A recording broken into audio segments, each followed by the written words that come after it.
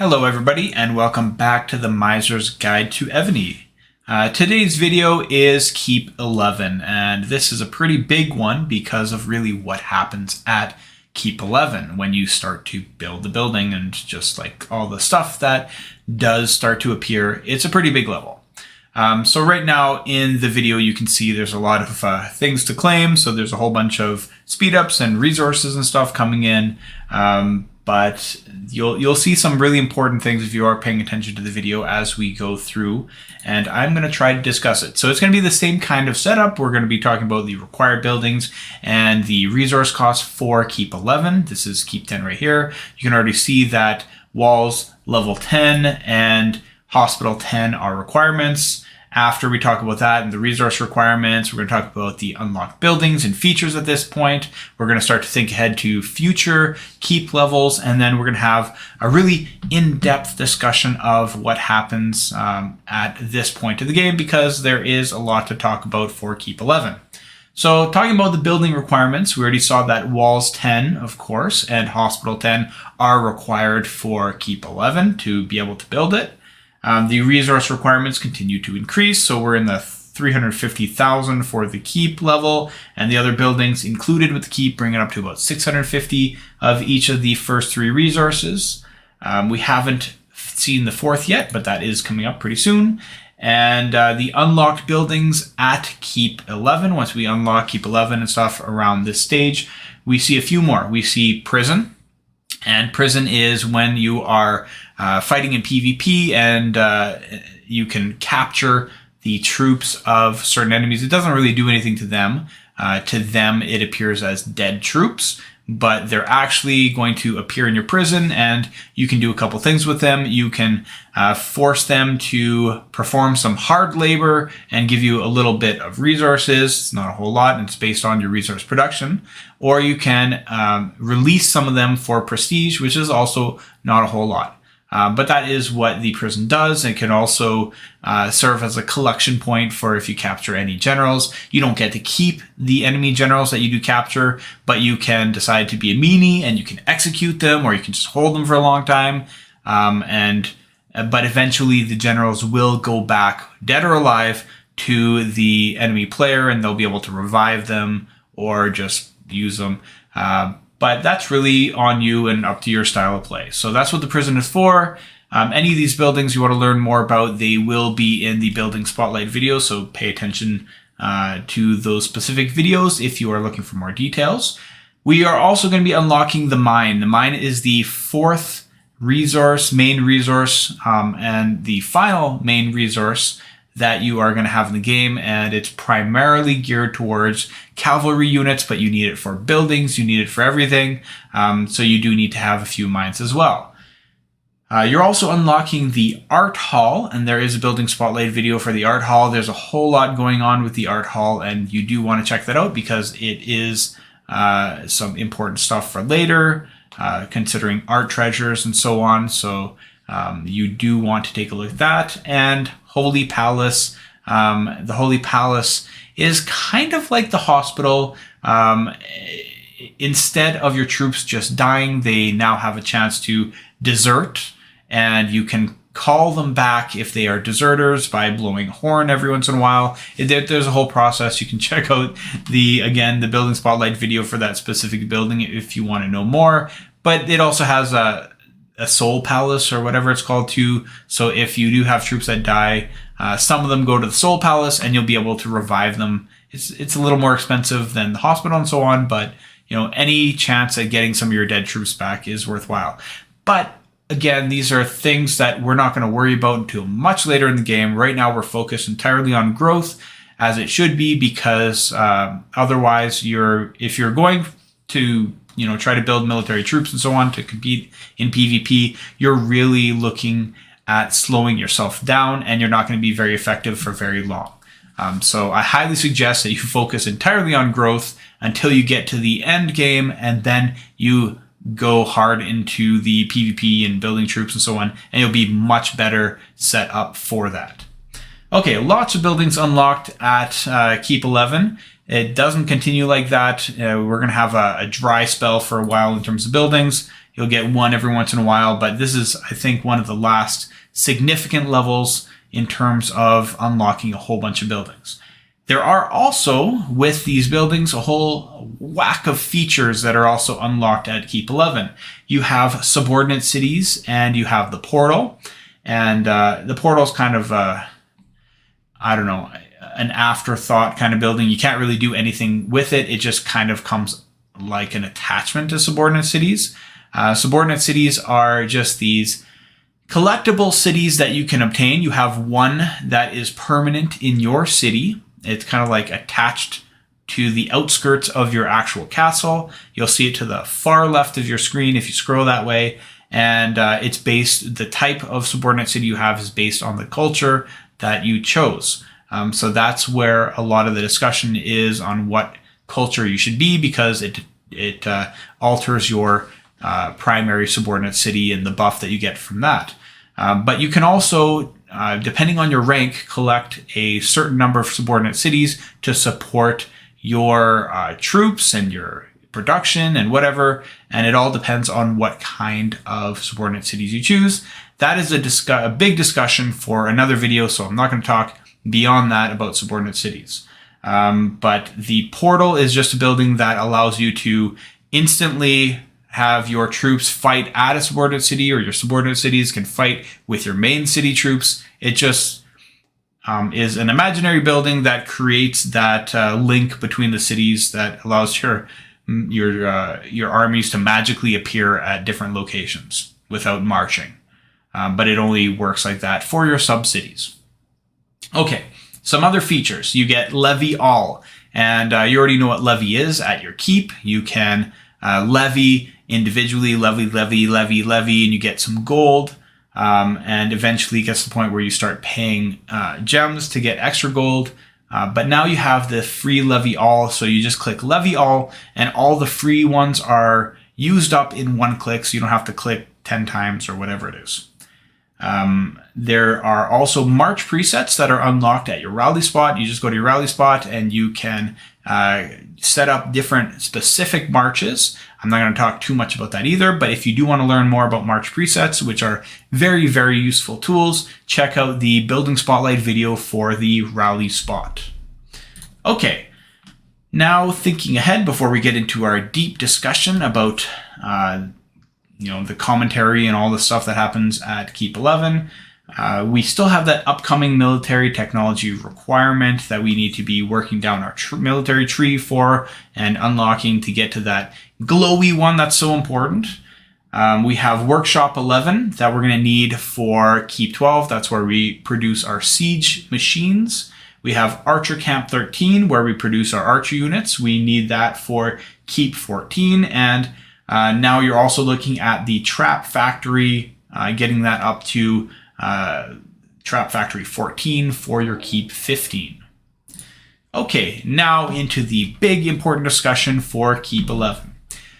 So recommendations and commentary. So subordinate cities, should you go around and collect subordinate cities and that sort of thing? Well, there's a little bit of, I don't know, how can I say this? I would suggest that if you are doing my basic strategy that I'm going to be talking about very soon, I would suggest you kind of leave subordinate cities alone for now. You don't need them just yet until you actually start working on your resource production and your buildings start getting really expensive. And the reason I say leave it is because you'll have to build troops to be able to take those subordinate cities. And I don't think the payout is worth it just yet, so I would leave those alone.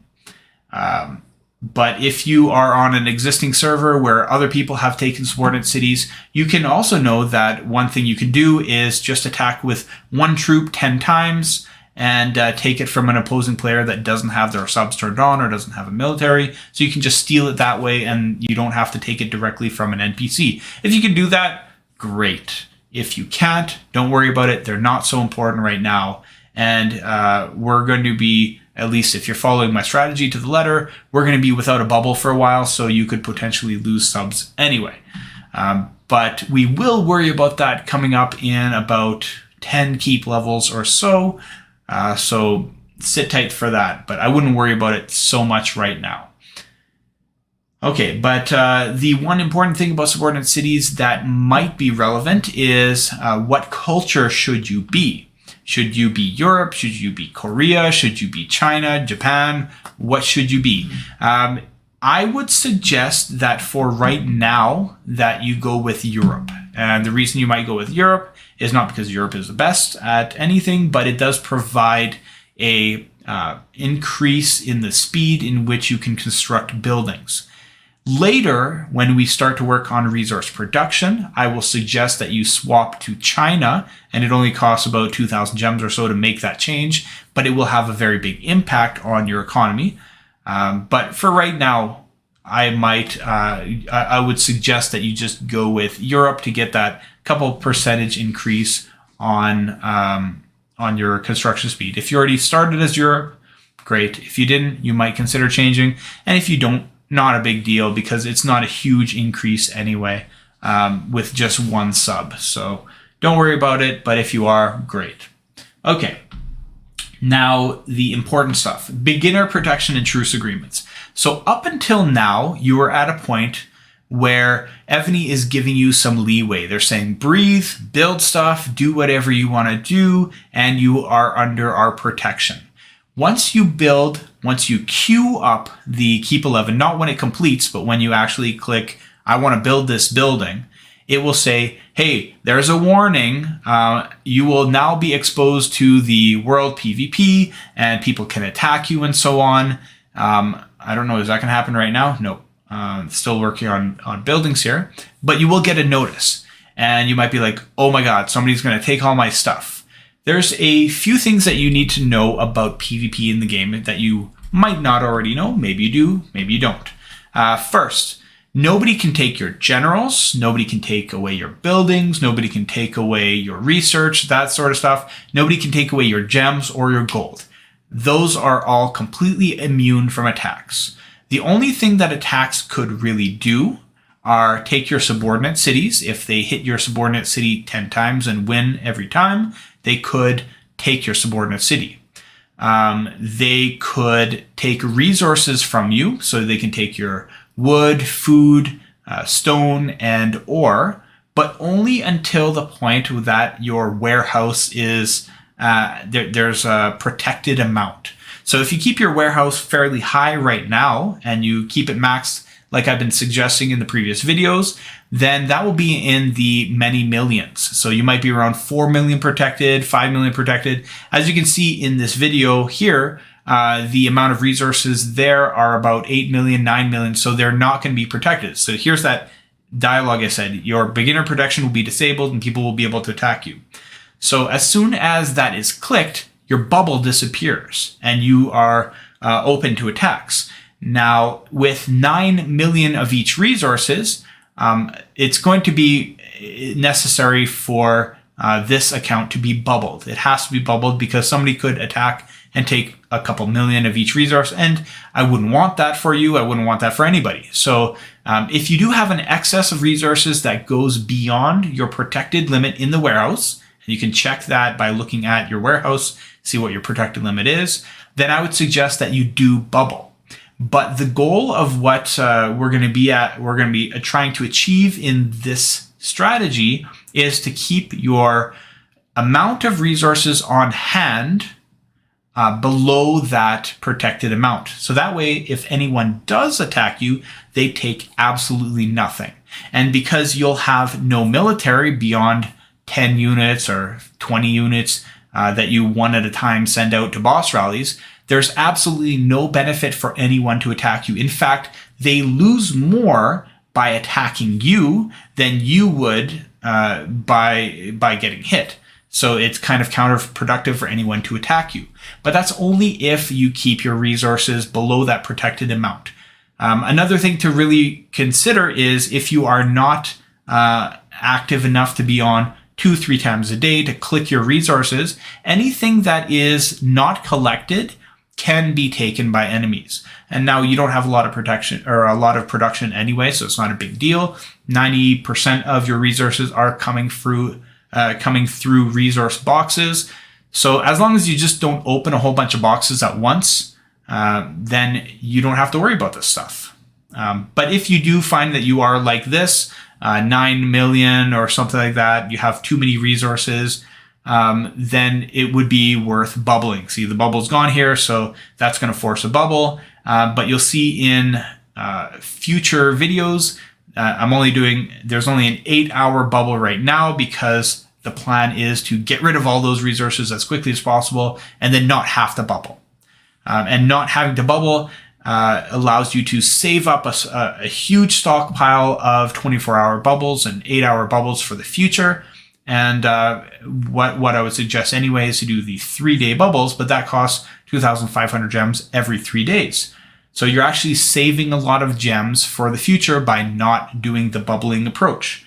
You would only ever do this until the point where your production is exceeding what you can spend. So when you're starting to produce resources faster than you can spend them because of speed ups or otherwise, then you'll have to start to bubble. But that's not going to happen until the lower to mid 20s or so.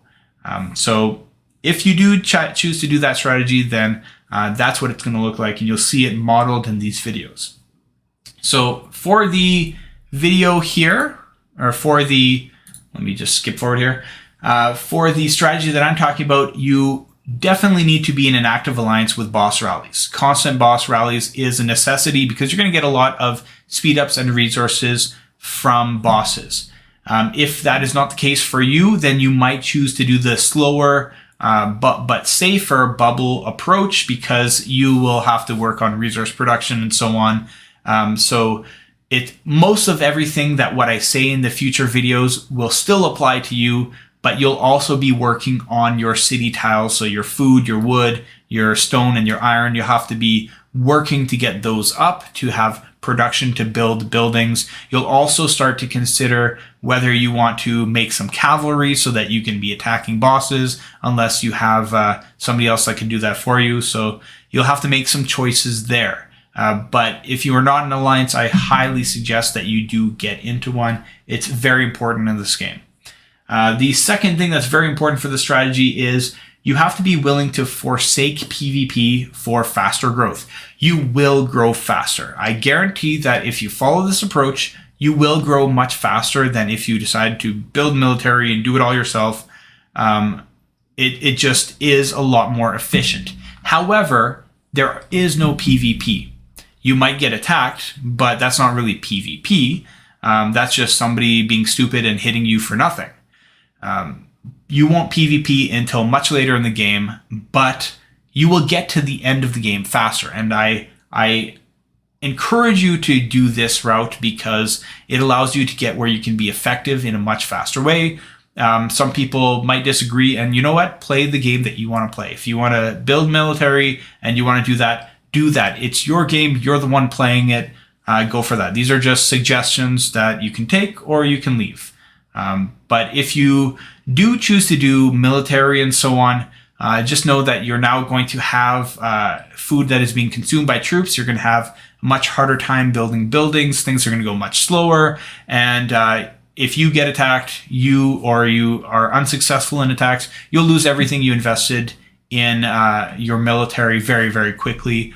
Also, people that are growing faster than you will have higher tiers of troops, more effective troops, more layers, and they'll be able to crush you very quickly. There are a lot of reasons not to do the early military at low level, but like I said, it's your game. Play it the way that you want to play. These are just suggestions. The last thing that I really suggest for this strategy is you want to be very active.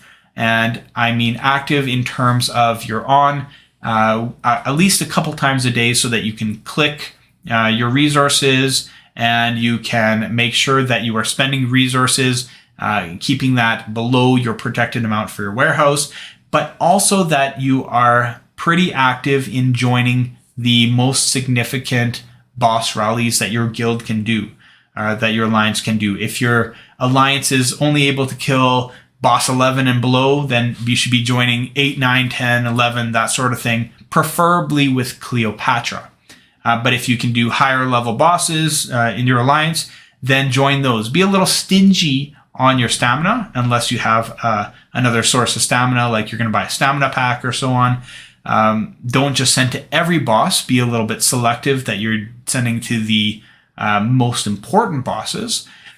But you do want to be in an active alliance. It does make a world of a difference. Okay, so I know that this was a bit longer video than the other ones, but it is a pretty significant level, so I did want to give it its due diligence and talk about this one quite thoroughly in comparison to the other ones. So I hope that it was helpful, and the commentary especially was helpful to you. If you believe it is, then please thumbs up, subscribe, and so on, and consider becoming a member of the Miser's Guide to Evony and supporting the channel through those means. Thank you very much for watching, and I will see you in future videos.